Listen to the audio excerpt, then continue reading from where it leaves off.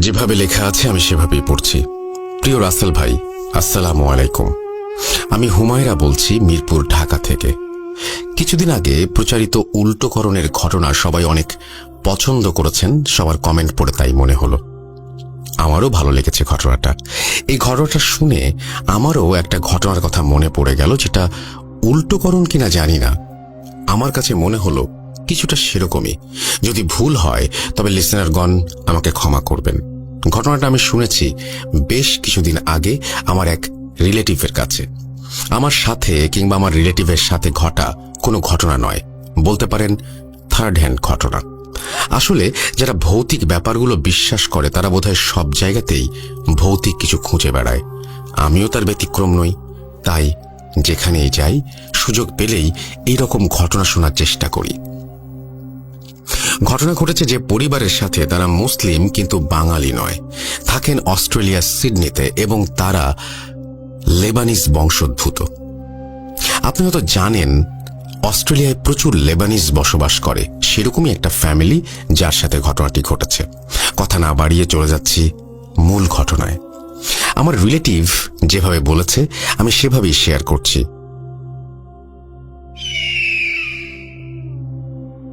সাদি তার ওয়াইফ এবং ছেলেকে নিয়ে সিডনিতে থাকতেন অনেক বছর ধরে। যখন সাদি সিডনিতে আসেন তখন ওনার বয়স ছিল 25 বছর।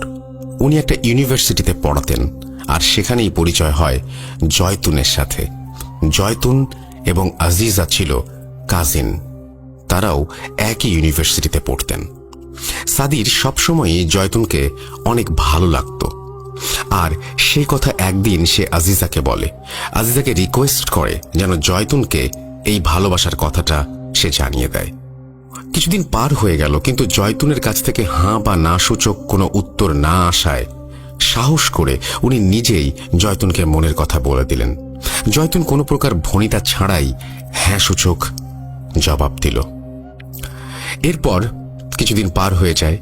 একদিন কথা প্রসঙ্গে জয়তুনকে সাদি জিজ্ঞেস করল, তুমি এত সহজে রাজি হয়ে যাবে আমি বুঝতে পারিনি।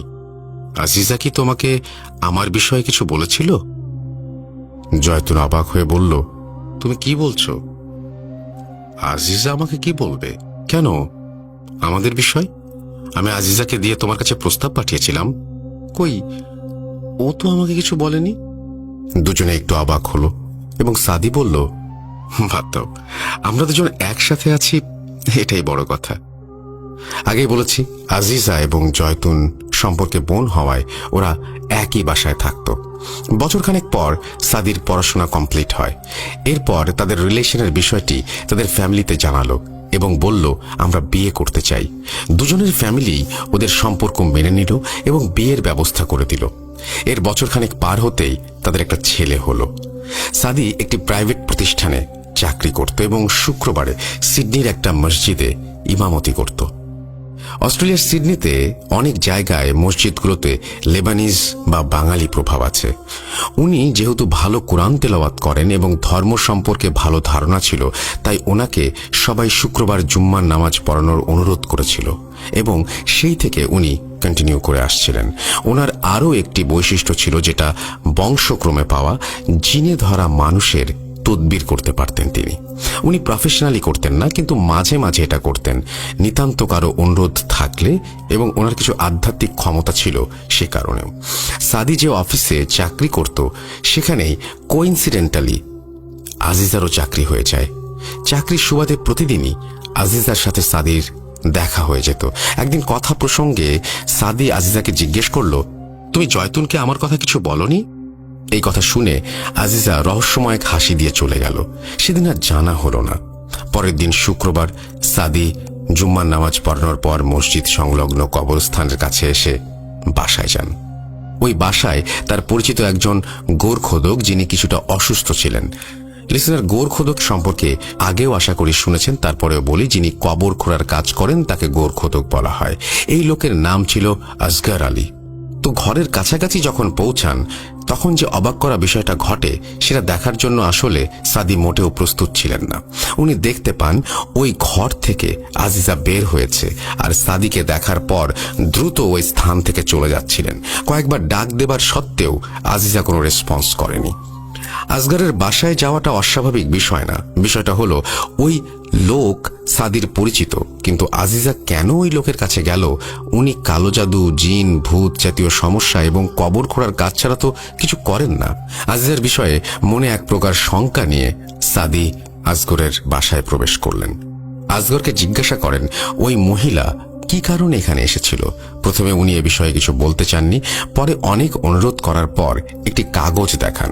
তো সাদি যেহেতু এই বিষয়ে জানেন, তিনি সহজেই বুঝতে পারেন আজিজা কি চাচ্ছে। ভয়ানক বিষয় হচ্ছে ওখানে ওনার নিজের নাম মেনশন করা ছিল এবং মেসেজটি দিয়ে বোঝানো বা চাওয়া হয়েছে যেন তার এবং জয়তুনের সম্পর্ক ভেঙে যায়। বিষয়টি দেখে উনি খুব কষ্ট পান এবং অবাক হন। এরপর উনি আসগরকে অনুরোধ করেন, আপনাকে আজিজা যে টাকা দিয়েছে তার ডাবল টাকা দেব, আপনি এটা করবেন না। আমি আমার স্ত্রীকে অনেক ভালোবাসি। আসগর বলেন, ভাই আপনি আমাকে অনুরোধ করবেন না প্লিজ, আমি এমনিতে এটা করতাম না। আপনার প্রতি আমার অনেক শ্রদ্ধাবোধ আছে। সাদির অভ্যাস ছিল নিয়মিত ডায়েরি লেখা। ডায়েরিতে উনি লিখেছেন, আজ আসগরের বাসায় আজিজাকে দেখে খুব কষ্ট পেলাম। আমি কল্পনাও করিনি ও আমাকে ভালোবাসে, কিন্তু সন্দেহ ছিল, তবে এমন ভয়াবহ কাজ করবে এটা মানতেই পারছিলাম না। ও আমার এবং জয়তুনের সংসার ভেঙে দেবার জন্য ব্ল্যাক ম্যাজিক করার চেষ্টা করছিল। ওর সাথে কাল কথা বলতে হবে। কিছুক্ষণ পর জয়তুন রুমে প্রবেশ করে দেখল টেবিল ল্যাম্পটি জ্বলছে, কিন্তু সাদি রুমে নেই। এরপর কাছে গিয়ে ল্যাম্পটা বন্ধ করার সময় হঠাৎ চোখে পড়ল খুলে রাখা ডায়েরিটা। এরপর সে লেখাটা কৌতূহল বশত পড়ে ফেলল। সেসব কি দেখছে নিজেকে কন্ট্রোল করতে পারল না জয়তুন।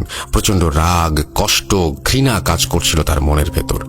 ওর অভ্যাস ছিল সবকিছু বাবাকে শেয়ার করা, কারণ আসলে ওর বাবা ছাড়া আর কেউ নেই। বাবা শুধু বাবাই নয়, ওর বন্ধু, তাই সে কারণেই শেয়ার করা। স্বাভাবিকভাবে জয়তুনের বাবার মনেও প্রচন্ড ক্ষোভের সৃষ্টি হয়। তিনি মনে মনে ভাবতে থাকেন, তুমি আমার মেয়ের ওপর কালো জাদু করেছ, আমি তোমাকে ছাড়ব না, আমি তোমার ওপর কালো জাদু করব।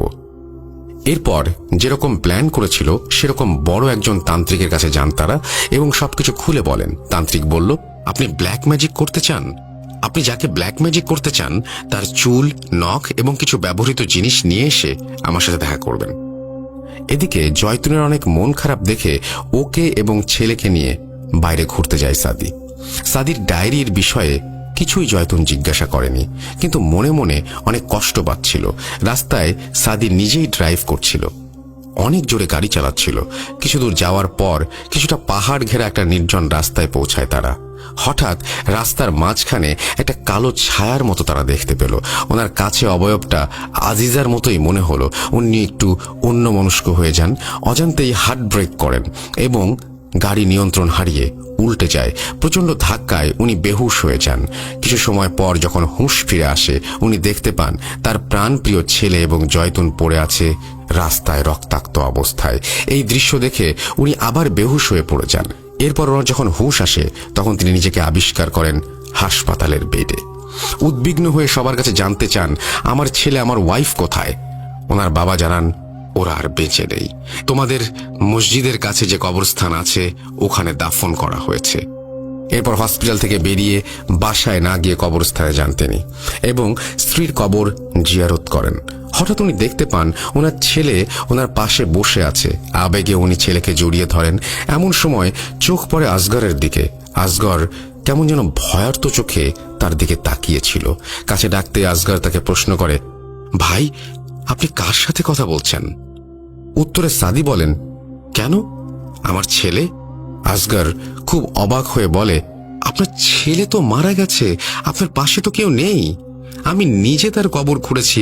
ভাই আপনার কি হয়েছে?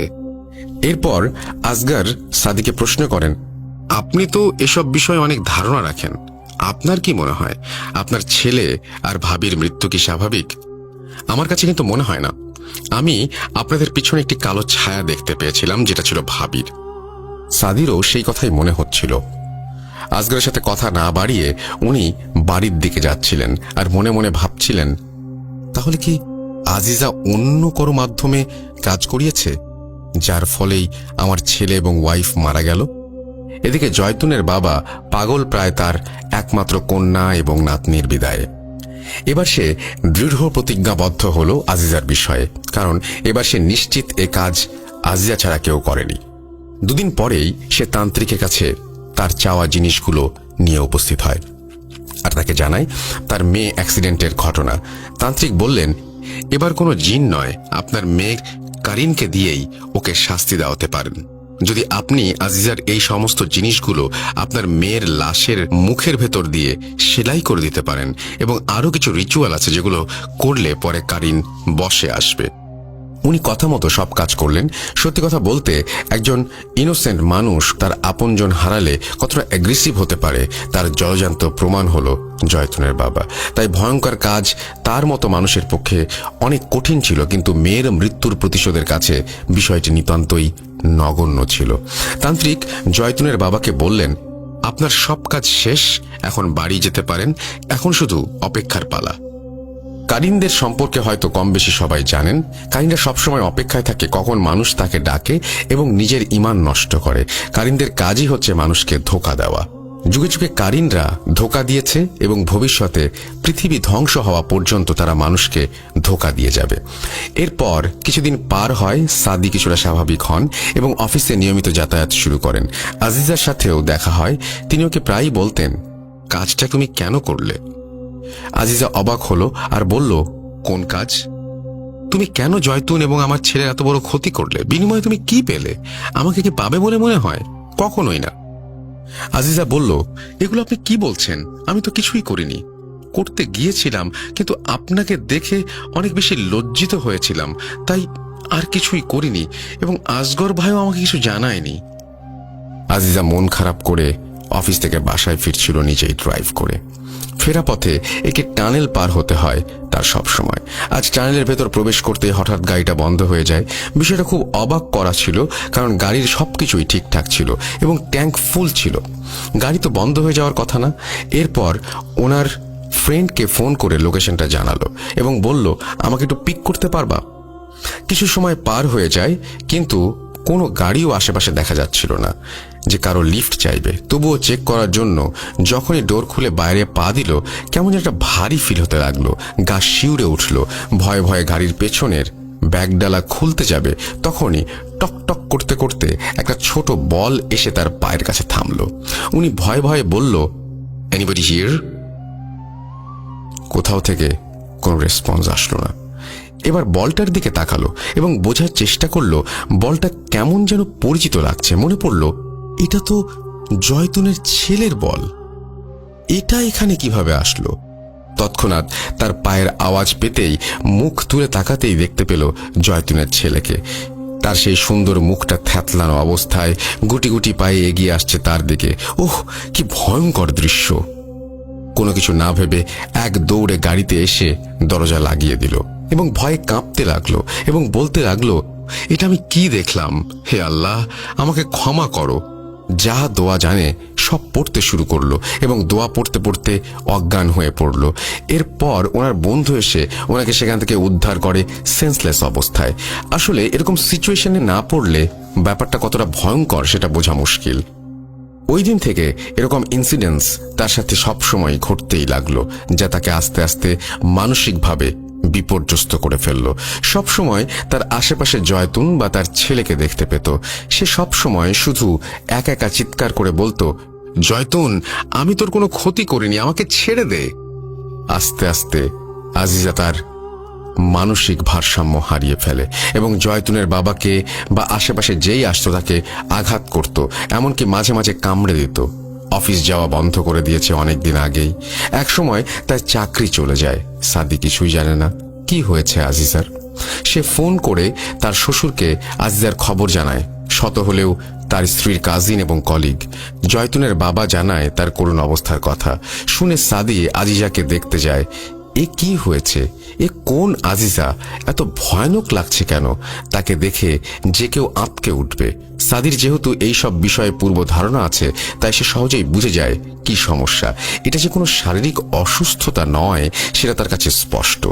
তার উপর কালো জাদু করা হয়েছে। ওই দিন সে বাসায় ফিরে আসে, আর পরের দিন সে আসগরকে নিয়ে ওর কাছে যায়। সাদি দোয়া পড়ে জিন হাজির করে। জিন জানায় কি হয়েছে বিষয়টা। তার উপর কারিন চালান করা হয়েছে। কারিন কে চালান করেছে